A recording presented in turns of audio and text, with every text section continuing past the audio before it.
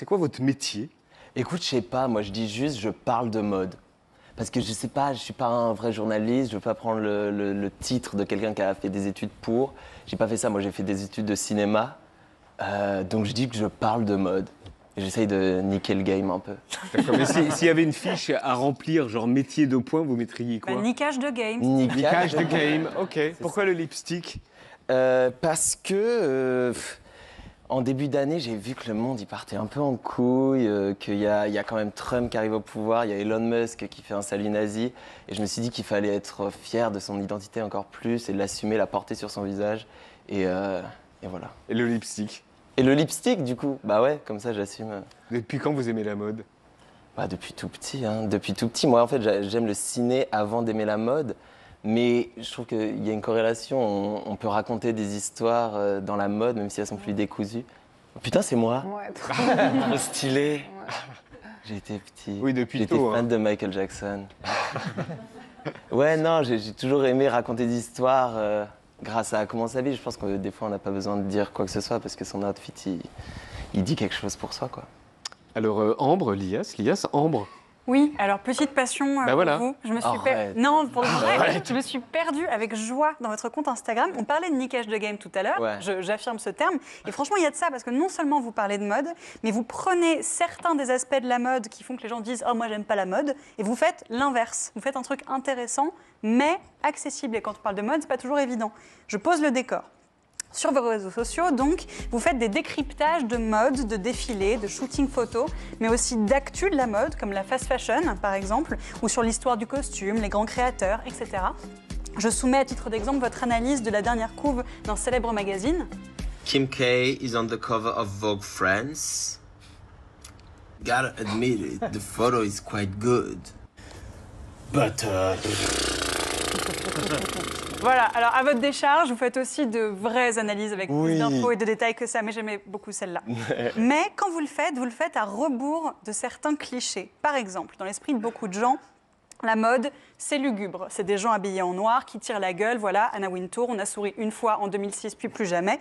Vous vous habillez souvent en noir, ça vous arrive, mais dans votre look signature, vous avez deux choses. Du rouge à lèvres, on le disait, mais surtout un grand sourire. Et c'est ça que j'adore. Dans les défilés, on vous voit sourire comme un gamin. Et vous adorez jouer les perturbateurs, les chenapans, pour mettre du fun dans tout ça. you're opening without any music, I heard. Silence. So if I scream your name, it's gonna be awkward, no? Scream my name. I'm gonna scream Anok's name, I don't care. Moi, j'aurais pas osé, hein, je vous le dis tout de Et t'as suite. vu, elle est restée. Mais Pas miracle, bougé. moi j'aurais éclaté de rire et moi j'aurais pas osé surtout. Donc pour vous, la passion, ça doit se voir. Vous cachez pas le fait que vous êtes avant tout un fan. Par exemple, quand vous rentrez dans les coulisses des maisons de couture, où vous rencontrez des designers, vous faites pas le mec blasé comme si tout ça était normal. Donc ça nous permet de plus nous identifier à vous. Et aussi le truc important, c'est que vous dites quand vous aimez, mais vous dites aussi quand vous n'aimez pas. Et ça vous a joué un mauvais tour que vous avez su retourner de la meilleure des manières. J'adore cette histoire. Un jour, vous critiquez dans une vidéo un défilé Dior. Voilà. Il faut pas faire ça. Cédric Dior en entend parler. LVMH. Il a critiqué un défilé Dior. Oui, tu vois, Mais critiquer. tu te crois où? Le mec est fou. Mais regarde, Le mec est critiquer fou. un défilé, ça donne du poids quand tu aimes un défilé, par ailleurs. Mais enfin bon, LVMH le prend pas sur ce ton, ils en prennent ombrage et vous n'êtes pas invité au défilé suivant. Alors, vous décidez de faire une watch party du défilé, comme pour un match de foot. Un bar, un écran, le défilé sur l'écran et des gens qui le regardent ensemble en faisant des commentaires. Sauf que ça marche beaucoup plus que ce que vous aviez prévu. Ça rassemble un monde de dingue qui boit des bières en commentant gaiement de la fashion. Vous refaites l'expérience, vous poussez le truc, vous organisez même des jeux dans la foule. Et dans le principe, c'est pareil, c'est aux antipodes de ce qu'on peut ne pas aimer de la mode. La Fashion Week, c'est VIP, que des stars qui assistent à des défilés, alors que parfois elles s'en cognent un peu. Là, une watch party, en théorie, c'est des vrais gens qui sont là parce qu'ils adorent ça. Et je crois que ça fait que prendre de plus en plus d'ampleur, d'ailleurs. Bah ouais, non, c'est ouf parce qu'en fait, on arrive à réunir les passionnés qui sont de base exclus de ce milieu, parce que c'est un milieu quand même qui est assez élitiste. Et ouais, on les inclut, on leur offre un endroit où ils peuvent se rencontrer, parler, échanger et dire s'ils aiment ou s'ils aiment pas un défilé, tu vois. Ils n'ont pas Librement. besoin d'être... Et donc vous commentez en vrai comme un match de foot, genre oh ou oh, ou il y a vraiment... Ouais, bah, j'essaye de le faire. Je devais le faire pour Dior. Au final, ils m'ont dit non, tu peux pas faire ça. Mais Mais au moins, j'ai été invité cette saison. Bon, j'y suis allé, on a trouvé un stratagème pour quand même faire la watch party. Et moi, je peux aller à certains défilés. Mais là, par exemple, tout de suite, il y a des gens qui sont à la watch party et qui regardent le défilé Isabelle Marant. Ils sont genre 2000. Donc, salut. Nora, tu le connaissais? Ouais. Tu le suis?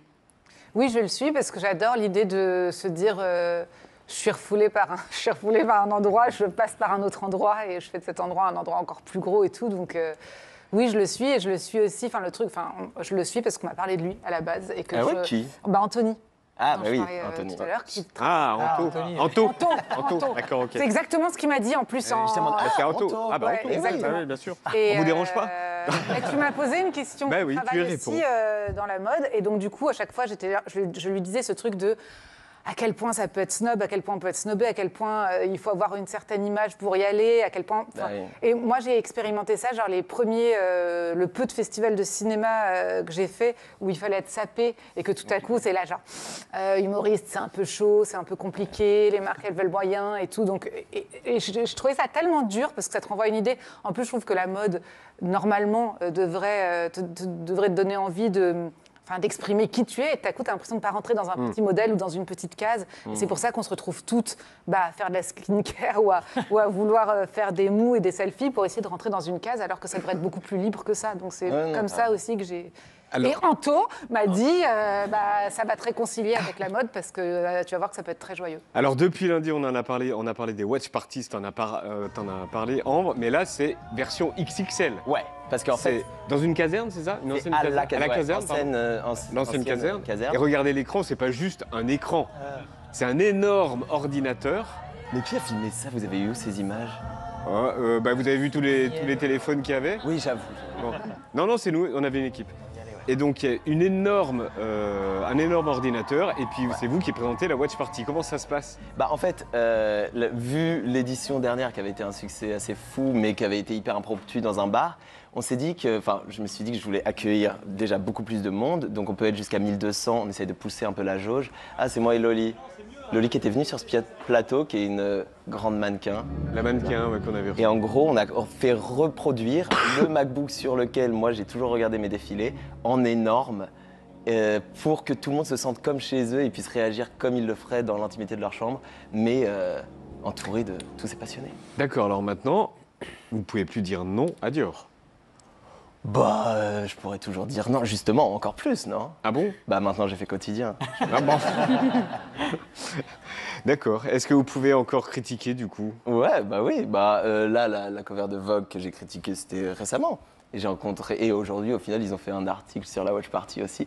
Donc au final... Mais le non, défilé Dior était pas ouf là. Par exemple, qu'est-ce que vous pensez Écoute, de la tenue de Yann là Moi je peux pas critiquer Yann parce que Yann je suis fan Ah, de tu vois, il Total peut plus Play. critiquer. Il peut plus critiquer. On est d'accord que le défilé Dior était pas ouf, non? Il Moi était j'ai pas... kiffé. Ah oui, Moi c'est j'ai vrai. kiffé. Et Je suis désolé, non j'ai kiffé, je trouve qu'on plante les bases pour une évolution quand même assez intéressante de la maison Dior. Et Saint qui est quand même Laurent, pas ouf non respectueuse. plus, Non, lui. Saint-Laurent c'était génial, Ah oui. Yann. C'est pas- Non. Ce qui était pas ouf. Bah alors qu'est-ce qui était pas ouf? Qu'est-ce qui était pas ouf? Ah, je vais pas taper sur les petites marques. C'est les gros, ouais. Ouais, je vais taper chez les gros. Louis Vuitton. Moi, Louis Vuitton, je suis jamais très fan et je t'avoue que j'ai même pas regardé cette saison. Mais Donc en peut-être. plus, c'est hyper Ouais, gratuit. ouais, mais si j'en ai pas entendu parler, je sais pas. D'accord. Et Madonna? Cancel. C'est elle qui vous a reconnu ou c'est vous qui l'avez reconnue? Alors Madonna, ce qui est fou, c'est que elle m'a laissé rentrer chez elle parce que en fait j'étais à New York et elle voulait que je fasse une vidéo avec elle. Et en gros, elle est arrivée avec ce concept. Elle m'a dit, je veux que tu rentres chez moi. La maison est vide. Tu fais genre, tu t'infiltres, tu montres tous les œuvres d'art, tous les Basquiat qu'elle a chez elle et tout. Et après, tu montes en haut, tu me trouves dans la salle de bain après le Met Gala et tu fais une interview avec moi. J'étais en mode, mais incroyable. Du coup, j'ai fait la vidéo. Génial. Le lendemain, bon, évidemment, j'ai pleuré, tu vois, c'est ouf quand même. Elle a jamais ouvert son dressing ni son chez-soi à quiconque. Et je lui ai envoyé un message, je lui ai dit, putain, mais pourquoi moi, quoi? T'as envoyé un message à Madonna? Et elle m'a répondu, hein. Elle m'a répondu. SMS? Elle a un Comment 07, peu de gens le savent. Ouais. Instagram. Ah, DM. elle répond sur Instagram? Bah, moi, apparemment. Ouais. Ok. Mais non, Et du coup, c'est vrai qu'elle a du PQ noir? non, justement, elle a des PQ blancs. C'est Karine Radfield qui a du PQ noir. Ouais. Et c'est ce qui va pas. Toute la maison est noire, mais le PQ est blanc. C'est quand même fou. J'ai vu d'ailleurs. Ça va pas. celui chez Karine Roitfeld, elle dort dans un sac de couchage pour pas. Je sais pourquoi elle dort dans un sac de couchage. Alors, parce qu'en fait. Je regardais le truc. Sur un j'étais lit là, en mais- cuir, là, Ouais, c'est ça Alice adore sur un lit en cuir, Ouais. avec les couvertures en cuir, et comme c'est chiant à défaire et à refaire et c'est froid, elle fait un sac de couchage sur le lit en cuir de Décathlon, hein. Oui, Un c'est truc ça, un sac Décathlon, Décathlon, ouais. et elle se met dedans et elle part dessus. Comme ça, elle a juste à le mettre sous le lit après. Et c'est tout. Ah bah c'est plus incroyable. pratique, c'est Bah, sûr. c'est hyper. Lias, vous êtes assis à côté d'un écolo qui pense que la fashion, c'est du gaspillage et que ça détruit la planète. Oh là, comment il me présente ah bah super, merci Yann. Pas la fashion, un certain type de La fashion.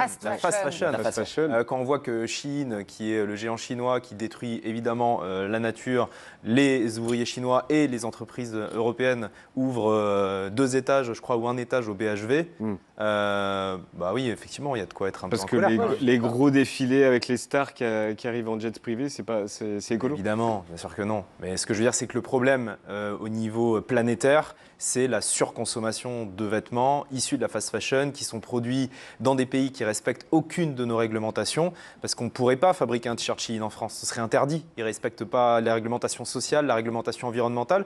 Et donc, le vrai scandale, c'est qu'on puisse acheter ces choses-là en France. Parce qu'on met en concurrence les industriels français et européens avec des gens qui ne respectent pas les mêmes règles. Donc c'est de la concurrence déloyale et ça ne devrait pas exister tout simplement. Un t-shirt à 1 euro, ça ne devrait pas exister. Voilà. Mais On là, devrait ils ont pas déjà pouvoir. banni les pubs. On ne peut plus faire de pub pour. Il y a une Shein loi ou qui est le passée, fast effectivement. fashion. On n'a plus le droit de faire de publicité pour Shein, mais ils ont aussi été visés par une taxe, il me semble. Ouais. Mais bon, le fait est que ça n'empêche pas cette marque d'inonder notre marché. Lias, qu'est-ce qui vous excite le plus la semaine prochaine à la Fashion Week? Quel défilé? Jean-Paul Marc. Gaultier, c'est le début de Duran Lanting, qui est un jeune designer incroyable, hyper talentueux, hyper conceptuel aussi. Donc Jean-Paul Gaultier en un. Jean-Paul Gaultier, Chanel. Chanel en 2 Chanel. Ou en un? 2. Non, moi c'est Jean-Paul Gaultier, parce que tout le En monde un, n'en parle Gaultier. pas trop, j'aime bien, tu vois. Ok. Et en Jean-Paul 2, et en Gaultier, 3? Chanel et. Loewe demain matin. Loewe demain matin. Et on les diffuse tous. Ah, ouais.